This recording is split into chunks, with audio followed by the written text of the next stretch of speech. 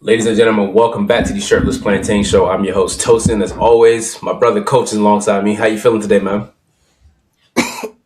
Pardon me, sorry. I'm feeling better, a bit better still. Good, good, good. This is the weekend review. It's a lot of football going on, and we're going to cover it because that's what we do. But before we get started, go ahead.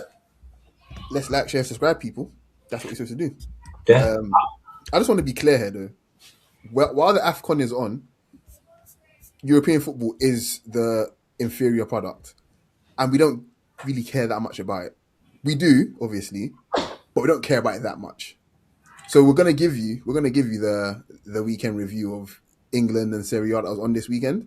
yeah, And we'll be out of there really quickly because we know you guys came here for AFCON. That's what you really came here for, let's be honest. yeah. Let's be frank, right? That's what I came here for anyway. That's what I came here for, bro. Yeah, I couldn't give a monkeys if you won this weekend. We did. You won this weekend as well, but I'm sure you cared more about Lookman sticking it past Tunisia. bro. All I really care about is like, share, comment, subscribe, Yeah. and AFCON. That's where I'm at right now. That's All all right. I care about. Let's get into it. Let's start off with Italy. Parma beat Fiorentina 1-0. Fiorentina won their first game last week, but they came crashing down. Your boy is coaching Parma, by the way, Cuesta. So Indeed. And look, I'm not one for any sort of conspiracies or whatever else, but I'm not looking past Arteta now, but I definitely feel like he would probably be the most likely to replace Arteta, if I'm being honest. Like, the dude's flipping smart, man. yeah, isn't he like 12 years old? Yeah. I mean, yeah, he's probably around the same age as Max Diamond. So Lecce lost to Como. They hosted Como. They lost 3-0. The only thing you'd take away from this game is Nico Paz. In my notes, I said Nico Paz in all caps, and he's going back to Real Madrid officially next season. So there you go. Juventus, they beat Pizza 2-0. They struggled to break down Pizza, but eventually they found their way through an own goal and a Kylian Yildiz goal in the 91st minute. So that's really all that matters. Milan, they beat Verona 3-0. Nkunku got a brace, finally scoring goals. One was a penalty, but they all count. Christian Pulisic just got a goal, much needed win for Milan. And Christian Pulisic just denied rumors about him dating Sydney Sweeney. Not in a great mega couple, but this is the football. So wow, that's crazy. Let me just be frank with you guys. I couldn't give a monkeys about Christian Pulisic. I honestly, I really couldn't care. I mean, I know he scored this weekend, but so, I mean, Cremonese, yeah, they lost. so Yeah, nobody really cares about that. yeah. Cremonese, they lost to Napoli 2-0. Rasmus Højlund got a brace. Mhm. And obviously, everyone is all like, oh, United's a graveyard of strikers and blah, blah, blah. Guess who got married in the match the other day for what's that team? For Sassuolo? Nemanja Matic. So there you go. Oh wow, yeah, I saw that actually. Yeah. I mean, Serie A is an interesting league for a lot of things, but Prem players going there and tearing it up is genuinely like the worst kept secret. Like it's you know. Yeah. Atalanta, they hosted Inter and they lost. Lautaro Martinez got the winner. Huge win for Inter, and that was a really good finish. That was a really, really good finish from Lautaro Martinez. And currently, as we speak, there is a Serie A match going on right now. Roma is beating Genoa 3-0 in the 78th minute. And we have goals from Sule, Manu Kone, who's a really good midfielder, and Evan Ferguson got a goal as well. So there you go. That's all we have for Serie A. Coach, do we even want to do the standings in Serie A? Just want to keep it Yeah, of pushing. course. Let's do this. Let's give them that bit of respect, I suppose. Inter are top 36 points, and it's really tight, bro. I can't even lie. Milan are in second on 35, Napoli in third on 34, Roma in fourth on 33, and Juventus in fifth on 32 points. It's really tight out there, man. Cool. We're going to go over to the Premier League. Man United beat Newcastle 1-0. Huge win for Ruben Amorim's side. I did a Man United edition. If you guys want to take a look, go and listen to that right now, actually. I'm the man commanding you. Go listen. The biggest thing from this is that Ruben applies some new tactics. Coach, I thought about this on my drive today. I thought about this. Man United should play a 4-3-3, and this is how I would line them up. Mazarari, Dalot, your right back. Pick whatever between them. Right center back between Delit, Euro, whatever. Lissandro Martinez, Aiden Heaven, left center back, whatever you're going to pick. Dorgu, left back. Your three-man midfield, Casemiro, Bruno, and Kobe Mano. Mhm. Ahmad is your right wing, Cunha on your left wing, and then you have Mbeumo as your nine. I think that team works, but it has to have Sheshko in the starting 11. Yeah. You just need a reference point because the ball's not going to stick with Cunha, that's for sure. That's for sure. The ball's not going to stick with Bruno either. That's for sure. So you need someone high up the pitch that's going to be able to take that ball and just make sure it sticks. Mbeumo is better at attacking space, so yeah. And you can't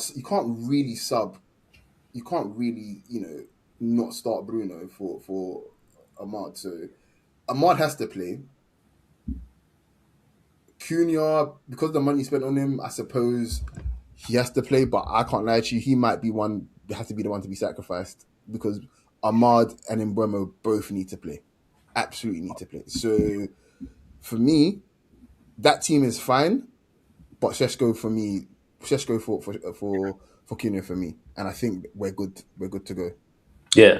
Yeah. I know this game made you happy because Jason Tyndall was sad. So Yeah. And I hope he had a really, really shit Christmas break as well. So yeah. Nottingham Forest lost to Man City 2-1. Sean Dyche's team, they play well, they fight. Elliot Anderson, everything they say he is, man. He does everything they say he is. Yeah, I think it's so funny that people think that he's not gonna go Man City. That's where he's going. Yeah, it's pretty damn obvious that's where he's going, man. And look, there's some narratives going around that City are they're warming up and they're whatever blah. And to be fair, they are. They've won God knows how many in a row at this point. Like they just keep winning football matches, but it's not all cut and dry. It's not robotic City. It's just not. Teams are still having a go. They're just City are just finding their groove attacking wise. But I'll be real, the underlying numbers aren't really. The only one player I think where their underlying numbers is looking really good is Ryan Cherki. Ryan Cherki's numbers are stupid. He's got 7 assists already in the league, and he's a creation monster. He creates not only for Harley, he creates for everybody else, including himself. But yeah, look, Nottingham Forest had City on the ropes, man. They did. And I just think it's not really what's the word looking for? It's not really. Oh wow. Okay. It's not really what's the word looking for? Cut and dry for me. That City are just gonna go on this crazy. They're gonna extend this crazy run to another 10 wins in a row. I can't see that happening personally. So, but they're on a good run. Like City are good. Good for them. West Ham lost to Fulham 1-0. Raul Jimenez got a winner.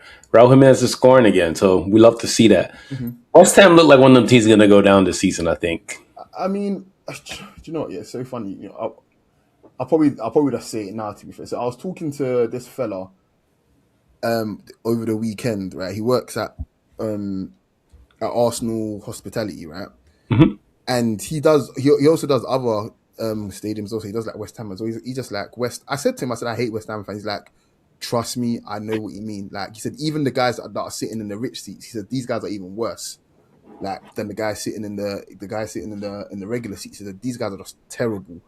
And he's like, yeah, I hope they go down because I won't be going for the corporate hospitality there if they're in the championship kind of thing. And it's like I'm really praying on their downfall. I just think their fans don't deserve that stadium.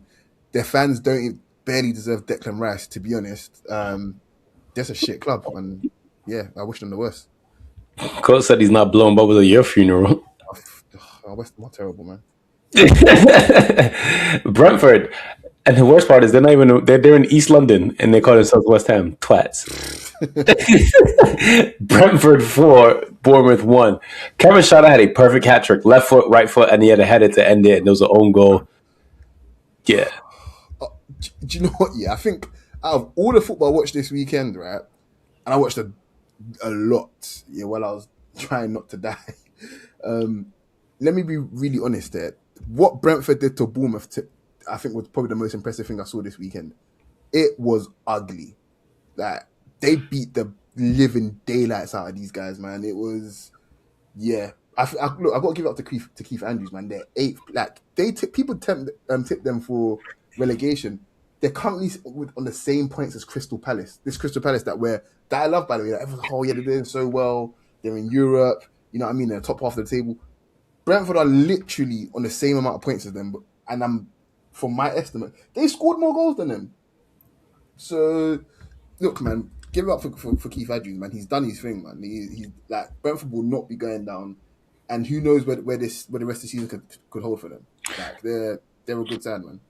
I think Bournemouth has low key been found out. Semenyo leaving soon is not a good thing for them. Semenyo leaving soon, so Yeah, boy. I'm hopeful that he can definitely leave before Saturday or Sunday. That would be really helpful for me personally. Yeah. Liverpool, they beat Wolves 2-1. Wolves are going to go down as the worst team to ever play in the English top flight. This is not just like the Premier League here. I'm talking about the days of Stanley Matthews. Like, they're that bad. How do you have 2 points and it's almost 2026? Do you know what's gonna be funny? They're not gonna go through the season, the whole season without winning a game. The team that loses to them, I'm sorry, they should be relegated as well. Yeah. That's my take. The team that loses to, because Wolves won't win more than 3 games this season. So Yeah. the 3 teams that Wolves beat this season, they should be relegated with them as well. Yeah. Even if it's 4 teams, like, I don't Yeah. care. It should be Wolves plus 3. I'm sorry, it has to be this way. I'm sorry, guys. We have to have rules and regulations in life. You man. can't be doing nonsense. Go down with them. And the thing is, Wolves will get stronger. They will get, the longer this run goes on, the better they get. So I'm sorry for the team that loses to them. Wolves has this one player who I was watching, and he was moving me. The 18-year-old, isn't it? Yeah. Yeah, he was moving and grooving, man. I was looking. Mane, I'm pretty sure his name was. Yeah. He started for them, I believe. Yeah, he did. Mateus Mane. Yes. Mateus Mane, yes. And he plays for England internationals. He's of Bissau Guinean descent. So he could play for England, Portuguese, and Bissau Guinea. But yeah, that's a talent. I was watching him. I was just like, I like what I'm seeing. I like what I'm seeing in this player. So he's moving. But Verts finally scored his first goal. So congratulations to Florian Verts.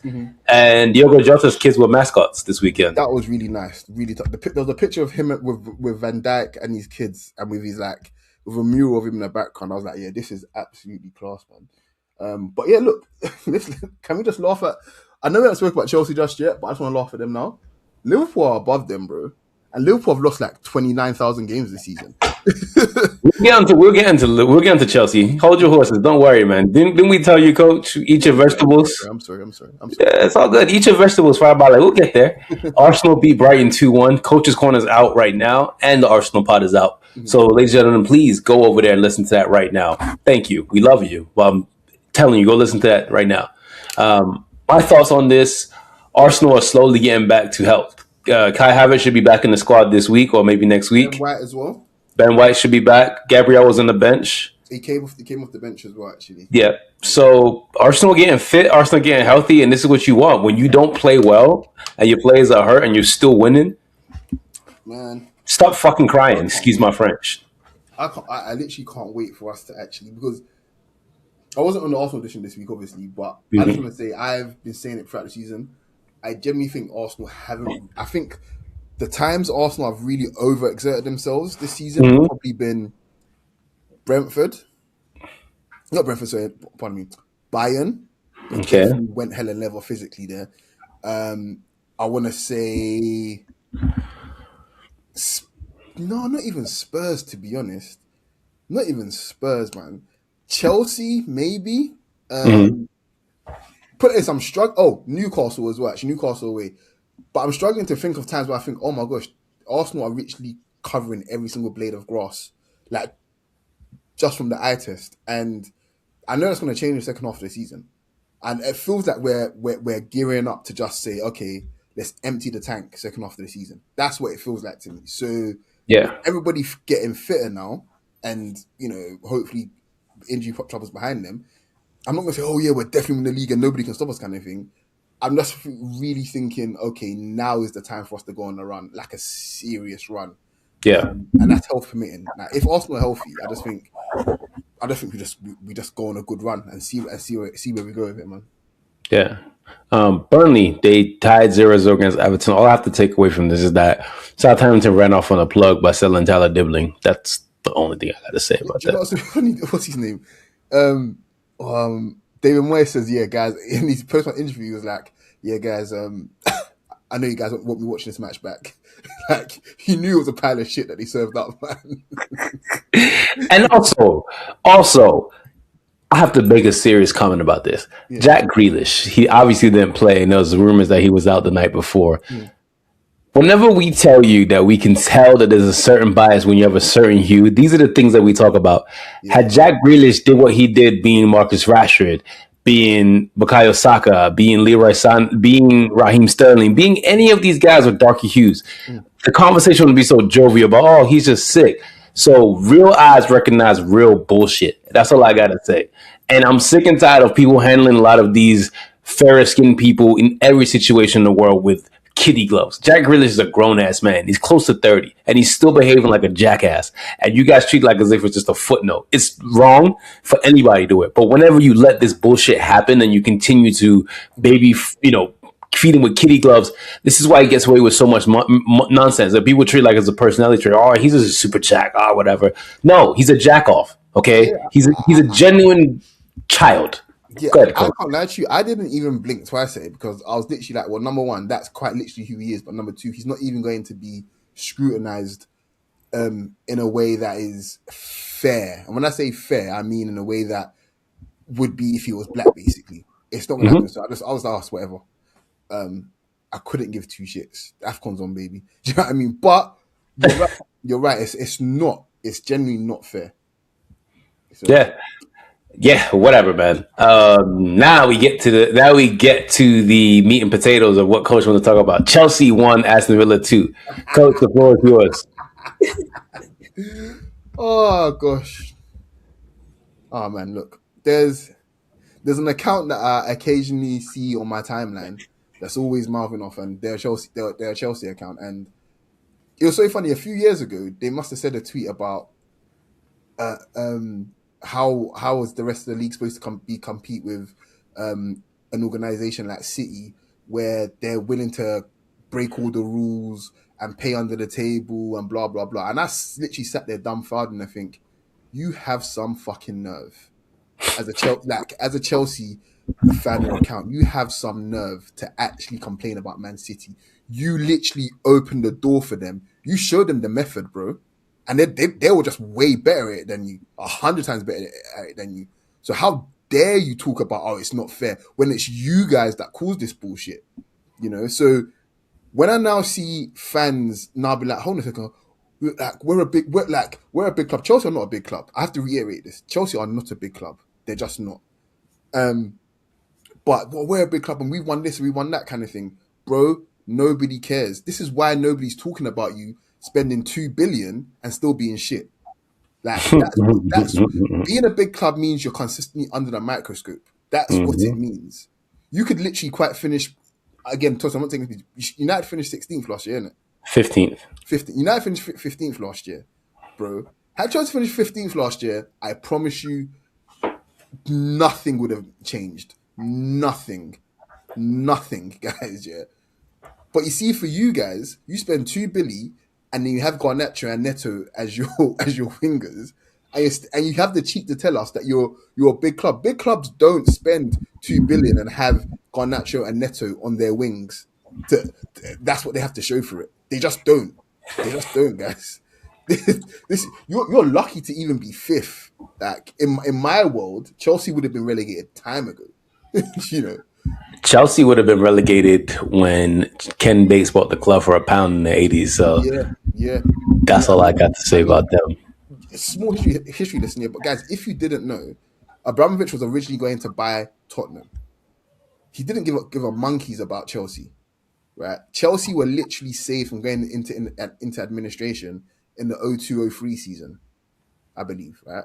No, in the 03-04 season, actually. That's Chelsea's history. Your history can be summed up by one oligarch. That is your history of your club. Nothing else.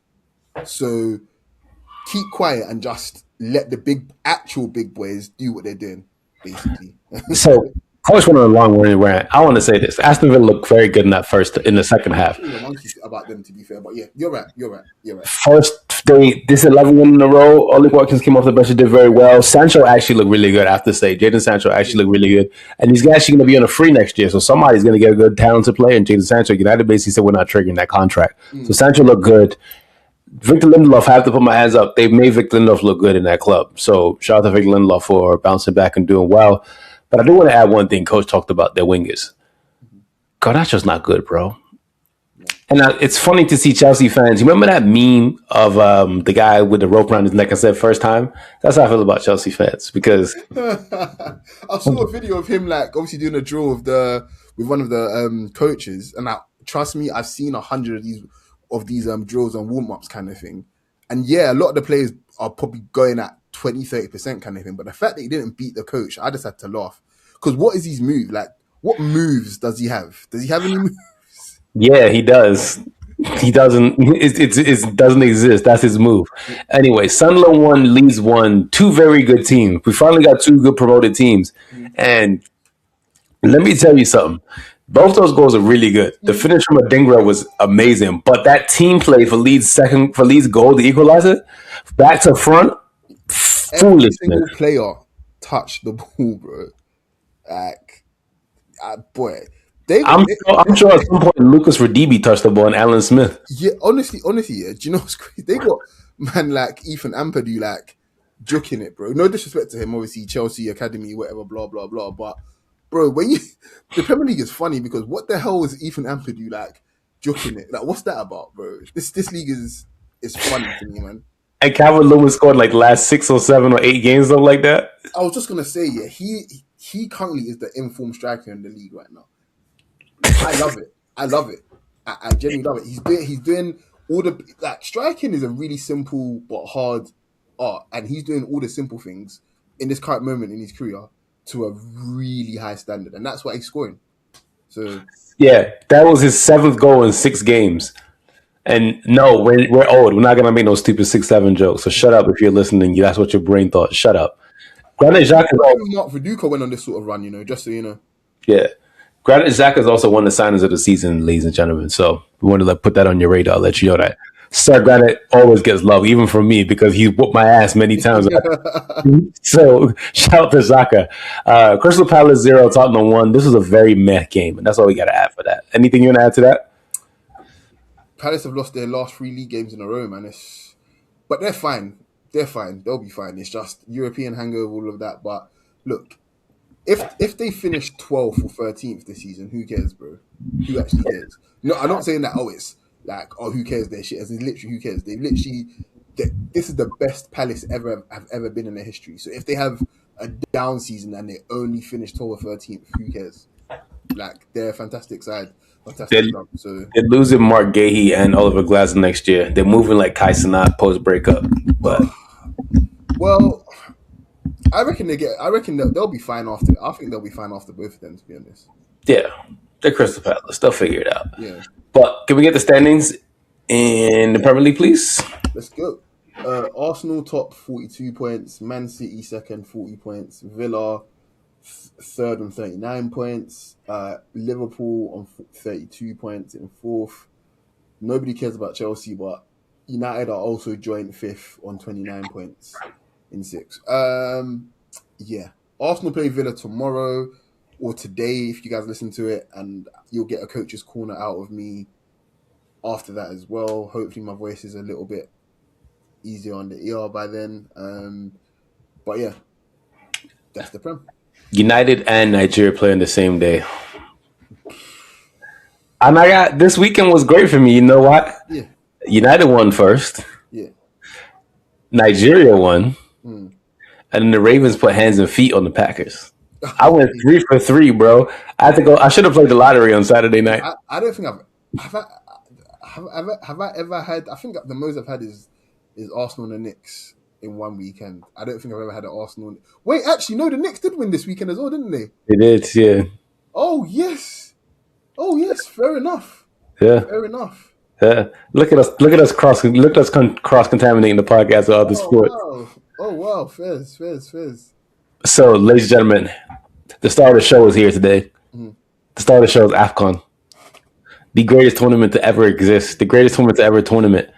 How do you want to start this, coach? How do you want to start this? So I think we did a match day one roundup. We got that out on Friday. If you guys haven't gone on Instagram, go check out the match day one roundup. But yeah, match day two and obviously parts of three we'll go through now. So yeah, Friday. Look, man. Look, man. That's not a pun, by the way. I'm just saying. Yeah, Angola, Zimbabwe, 1-1. We know what their fates are. Actually, Angola are actually still technically in it. I think they're still one of the best third place teams. Look, Egypt, South Africa, Salah's penalty. What do you think? Wasn't a penalty, man.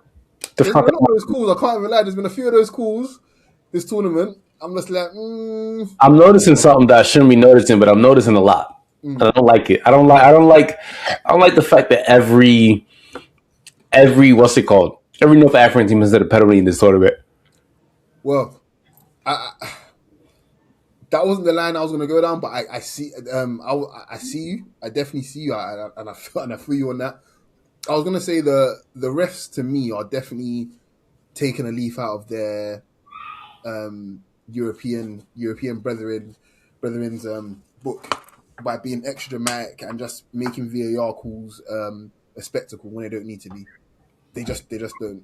Yeah. So yeah. I think one of the funniest things about the VAR calls is how far the referees have to walk to the monitor. Yeah, for sure, man. But yeah, South Africa, I don't think they adjusted their tactics properly when they came out from the second half. No. I think that South Africa missed a trick because that was 10 men down. They should have beat them. Mm-hmm. But I wasn't feeling Hugo Bross's tactics at all. Zach, He made some comments, and I was like, I don't know. I'm not out there, so I don't know. I can't justify this. I'm going to speak to someone that I know that's out there. But he's basically saying that, look, this doesn't feel like AFCON. He's not feeling the vibe. yeah. He was comparing it to. He was comparing it to the Cote d'Ivoire one in 2023, and I think the tournament before that was it Gabon, I think, something like that. And he was like, look, like today that I'm speaking, like I'll leave the hotel, whatever. And it doesn't feel like I'm at an AFCON. Whereas in Cote d'Ivoire, he said that every corner you looked, there was kids playing football. It was a party. It was a party atmosphere. Pardon me, my cat's is just gonna barf all over my flipping carpet. Yeah, go on, hurry up. Yeah, now get up. Get up. Thank you. Nasty. But yeah, he was saying that it doesn't feel like a party atmosphere, and you know, basically he's essentially saying I'm not feeling it. You know, and I don't particularly blame him. He's seen enough to know what it feels like, but I just feel like that's a really interesting observation, considering the fact as well how well organized and well, put together this tournament has been. I've been told it's been with the stadiums and shit like that, the state of the art drainage systems, all that kind of thing. And I'm just gonna say this, Tosin: does AFCON lose some of its magic if it's too well organized? Yeah. You need that fear of being kidnapped. You need that fear of your team boss running in the pothole. Everyone getting severe neck sprain before the game. I'm sorry, I know it sounds like terrible to talk about my content like this, but there's a certain element of chaos that we as African people that we need to just keep on going. It's like people, people wake up and want to have coffee. For us, we need a little bit of chaos in the morning. Lara, I'll be real because I know for a fact that Ivory Coast one. I know there was problems in the final, real problems in the final, like getting in and out of the stadium kind of thing. But for the most part, people loved that tournament. Like they loved that tournament, and there was very much I barely heard anything bad said about it overall. Mm-hmm. Even if the organization of it wasn't perfect, Mm-hmm. people just loved it. And with this, the football's fine, by the way. I think the football has been fantastic this tournament. But I'm hearing of them not even selling out tickets and they're just letting people in for free. And even sometimes with the this is another thing that Hugo Bruce said, actually. He said that his family, they had tickets, but they couldn't get into the stadium because people without tickets were let in before them. I don't get how that works. If you don't sell out the stadium, the people with tickets go in first, and everybody else comes in after them. Surely, so that part I don't understand as well. But yeah, you're right. A bit of chaos might liven things up for everybody else. Yeah. So Morocco and Mali was 1-1. And do we talk about Zambia and how Zambia? I think Zambia's. I think they're sort of underperforming. Yeah, I mean, I'm looking at their team. I'm looking at their team and how they've performed in general. And Zambia are a good AFCON side, so I'm a little bit confused as to why. I thought it would have been between them and. I mean, I did have so I did have. I think I predicted it was going to be Morocco and Angola to go through, Mm-hmm. but I think it's Zambia going through, right? Zambia is the third place team. Zambia. So who's the second place team? Sorry, Mali. Mali. That's what I was thinking of. Yeah. Yes. Yeah. Speaking of Mali, they drew against Morocco 1-1, two penalties from both sides. I don't think Morocco's penalty should have been counted as a penalty, but they got a penalty nonetheless. They both cancel each other out. But Mali's jerseys, the only good thing I say about them is their jerseys. That's really it. Honestly, their jersey is fantastic, man. Yeah, the football less so. But there's a theme I've noticed throughout the tournament. A lot of coaches aren't playing their best players. They've been very conservative in this tournament. It's been very interesting to see. Benin got their first ever AFCON victory. You know what their coach is? Good rule. Yeah, got their first ever AFCON victory. Great bounce back after losing to DR Congo against beating Botswana 1-0. Senegal, DR Congo, both these teams canceled each other out again. Ibrahim Mbaye, 17 years old, he's absolutely special. Just a special football player. And the fact they got him before France is a miracle in itself. Yeah, I mean, yeah. So I'm just looking at again. Sorry, like I said before, the third best third place teams. This table is really interesting, and I know not all the teams have played yet, but I'll give you guys the current standings now. Yeah, so you got Benin on 3 points. They've got 1 goal difference. So they've got 0 goal difference, and so have Mozambique. Both of them have only played 2 games. Sudan are also there as well, and they've only played 2 games as well. But they've got -2 goal difference with 3 points, right? So they've all won 1 game each. Then you have Angola and Comoros, who essentially can't do anything to affect their position now. They've played all 3 games, but they're both on 2 points. Now, Angola are the 4th best third place team, so currently Angola are there to qualify. Mm-hmm. They're on -1 goal difference, but Tanzania have Tunisia next, and they're on 1 point already with minus goal difference. So if they essentially get a draw, and they've scored the same amount of goals and conceded the same amount of goals. If they get a score draw, they go on top of Angola. That's crazy. Yeah, a lot of this is just math. And what I gotta say is that I'm just glad that my country don't gotta do any of this. But that's tough. Yeah. Uganda, Tanzania was 1-1. By the way, back to DR Congo. Their midfield and their defensive unit is absolutely bonkers. Mm-hmm. We said it before the tournament, but watching it up live when they were playing against Senegal, I was like, this is a really strong team, man. A very, very strong defensive unit. So, DR Congo, shout out to you. Uganda and Tanzania, they play 1-1. And I want to skip to the end because there was a penalty that they had, Tanzania. I believe it's Tanzania. Or Uganda. I can't remember who did it, but somebody smacked the penalty all the way over the bar. And I stopped watching the game. That's how the penalty was so bad. I erased out of my mind who did it because I was so disgusted with it. Because you see in his run up that he was nervous going up. And I was like, I knew he was gonna miss. I just knew he was gonna miss. And there's a local derby too, but there's that. The highlight of round 2 was Nigeria 3, Tunisia 2. It shouldn't have been 3-2. No. We got absolutely rubbed for a penalty, but like we said in my live, that's some of the best we've ever seen Nigeria play. Coach, you gonna take that? Look, man. I didn't want to look, man. That's it, man. That's the look. This entire Nigeria team is funny to me because I see quality in all 3/3 of the pitch, apart from the goalkeeper. Like genuine, like quality. Some of the best in Africa level I'm talking about. But I want more. I just want more players supplemented there. When everybody's fit for Nigeria, I think we can take on anyone in Africa for sure. I'm talking when Benjamin Fredericks is there, when Ola Aina is there, when we play somebody else at left back. I don't know. But We do have a left back, but he's hurt. Yeah, I know.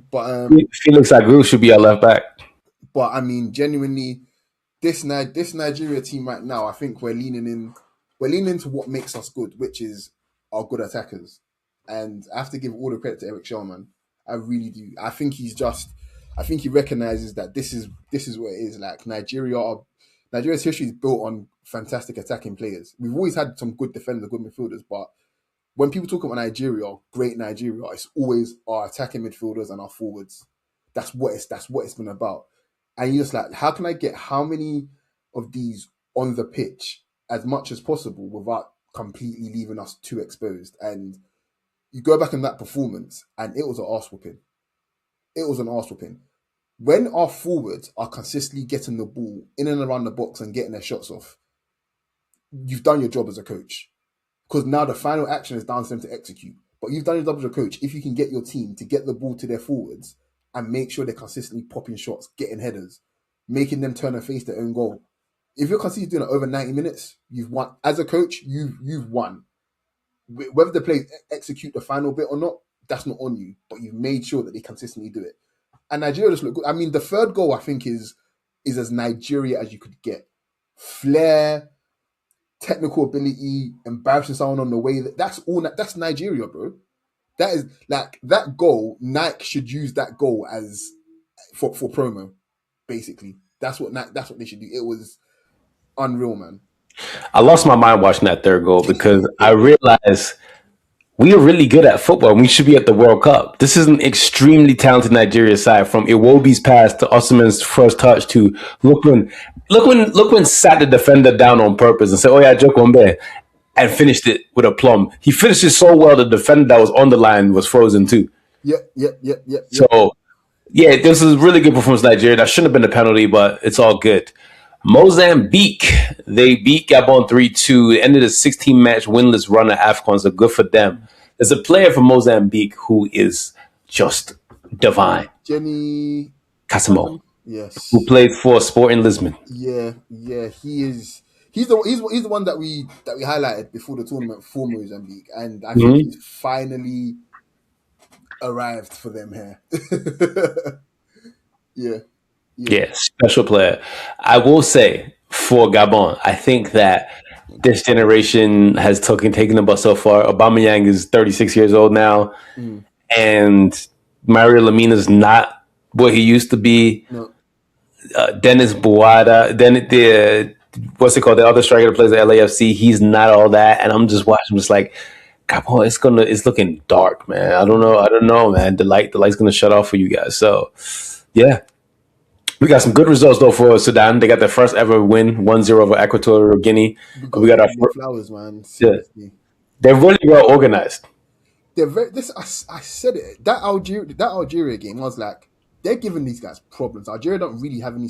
I get the fact that they got an early goal kind of thing, but Algeria really ideally would have wanted to go into the second half 2 or 3 up kind of thing. It wasn't until that red card that's when it got easier for them. But before the red card, Sudan were giving them problems, and then we saw more evidence of that, of them beating Guinea. Like, no disrespect to Sudan kind of thing, but I thought they might struggle against them a little bit.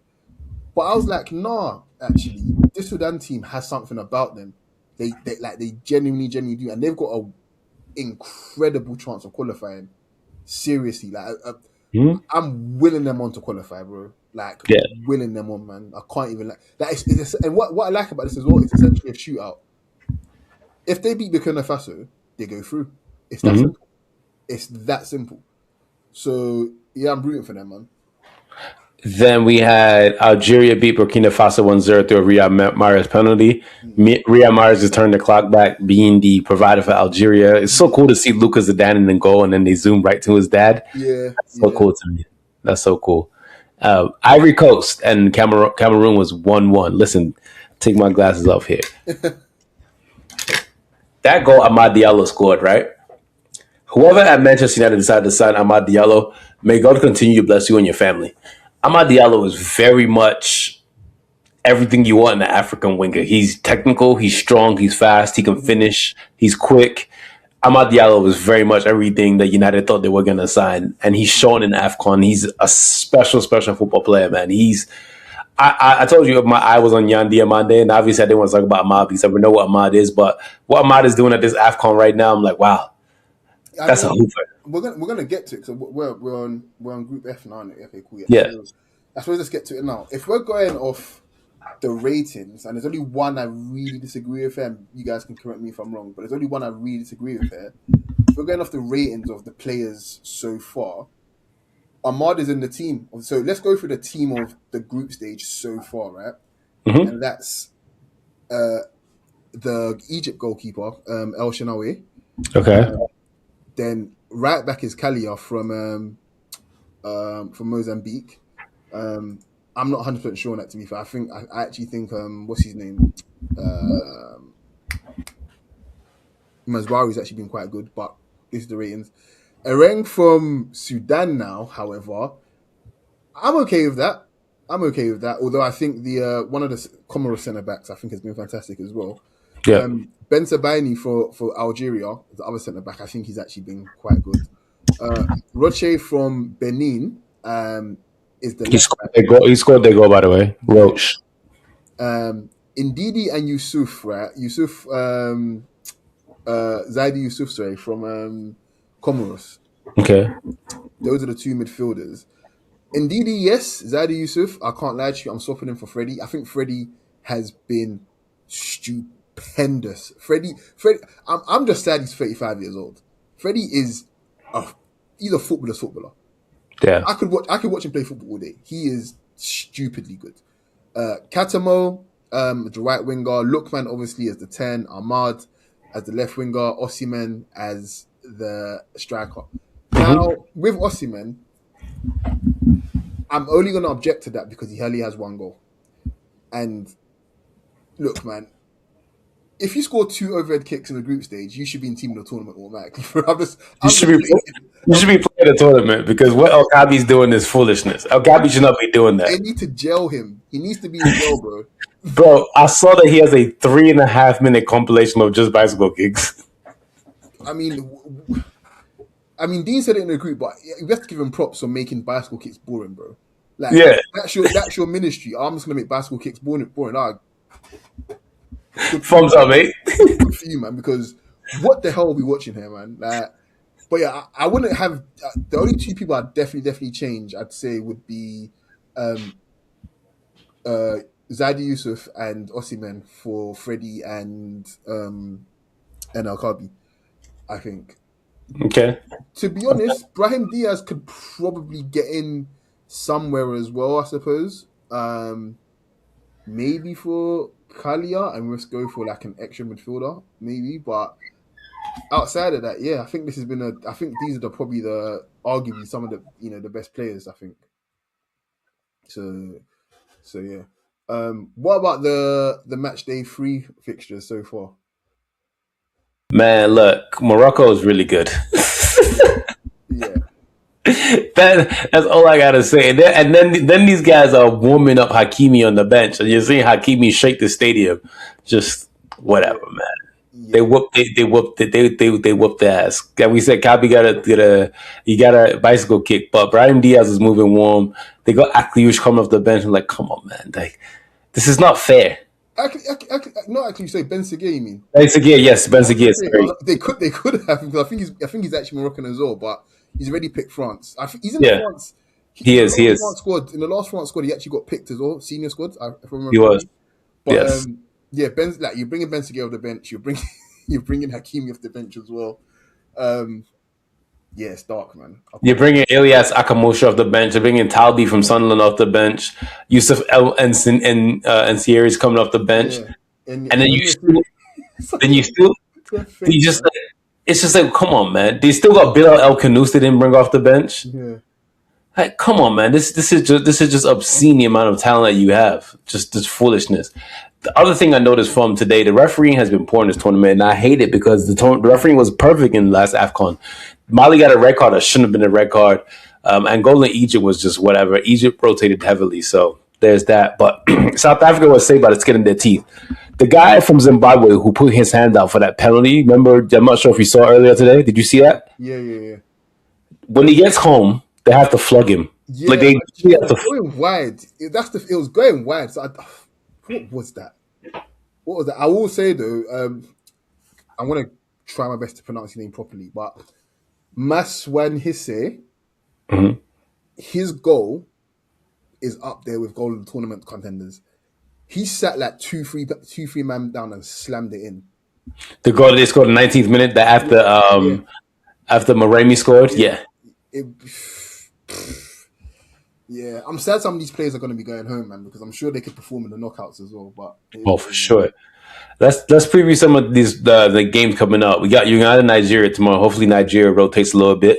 I want to see Ryan at right back. I want to see Oyendinka get some minutes. I want to see Ebenezer play. I want to see Nandi play as well. So Yeah, those are players I want to see play. Selfishly, I won't lie to you. I was going to say I want to see Ejuke play, but after that cameo, I'm thinking actually, no, you can actually just stay on the bench. in fact, we should just send you back home. Yeah. But he'll play. I Yeah, think Eric Shaw is smart enough to think about rotation and think, okay, if I can keep Osimhen fresh, why not? yeah. So Which, by the way, is his birthday, and also man, what this egregious, ugly looking chain. Yuck. yeah, I mean, if I'm looking at it now, I'm saying absolutely rest Bassi, absolutely rest him. Rest it, Wobie. Rest Iwobi 100%. Rest in Didi. Because Obadino be five wood. Yeah, honestly speaking, I think I'm resting everybody. I can't even lie. I can't. I think if there's anybody in the first team that I'm not resting right now, it's probably Akko Adams. I think he's okay. He's okay to manage. But yeah, rest everyone, man. Cool. Seriously. Let me run through the games real quick. Uganda, Nigeria, Tanzania, Tunisia, all at 11 Eastern Standard Time tomorrow. Botswana, DR Congo, Benin, Senegal at 2 p.m. Eastern Standard Time. Wednesday, we have Equatorial Guinea, Algeria, Wednesday, 11 New Year's Eve, 11 Eastern Standard. Sudan, Burkina Faso, 11 Eastern Standard. They both play the same time. Gabon, Ivory Coast, that's going to be a really good game, actually. And Mozambique, Cameroon. So those are your games for Wednesday and Tuesday. By the way, Cameroon's black kids are some of the best kids I've seen at this tournament. Mm-hmm. Damn, DR Congo, Mali, some sexy, sexy kids going on over here. Some really attractive kids. So, yeah, I mean, AFCON's been excited, man. I love every time AFCON's on. It makes me happy, makes me proud to see the continent's getting better. Refereeing's got to be a little bit better. But overall, man, I'm really impressed with what I'm seeing with AFCON, man. These smaller nations and these smaller towns and players that we don't know about are showing up. So, I've had a good time watching AFCON. How do you feel so far? Yeah, man. Look, AFCON's always going to be my tournament, innit, kind of thing. Mm-hmm. I'm just really tired, if I'm being frank, and I mean this sincerely. I cannot wait for knockouts because we're gonna have some breaks in between days. But this first week has been rough for me to say at least. But I've enjoyed like actually covering it, and I hope you guys have enjoyed what we're trying to do here. It is tough, but you know, it's been good. It's been good, man. I just realized Osman's got an assist as well. That's He cool, does. man. He does, yeah. By the way, guys, Coach actually swore to my dad. He can tell you actually, my dad's actually just as yeah. Yeah, Tosin is definitely his father's son, guys. Let me just be clear here. It's not even up for discussion. It's yeah. We love football, man. We really do. Unfortunately for me, but yeah, listen, I'm very proud of Nigeria, man. I really hope that they can win AFCON and somewhat sneak into World Cup because that would make it even funnier. Give up the World Cup dream, bro. Look, we're not. Just give it up, bro. That's what I'll say. I can't do the hope. I actually can't do the hope. So, If someone can still believe in Ruben Amram, I can believe in Nigeria go to the World Cup. Coach, you got anything you want to add before we get out of here? no, that's it, guys. Just remember to like, share, subscribe. Yeah, and we'll catch you on the next one, man. Appreciate you. Thank you so much, everybody. Take it easy. Peace. Peace.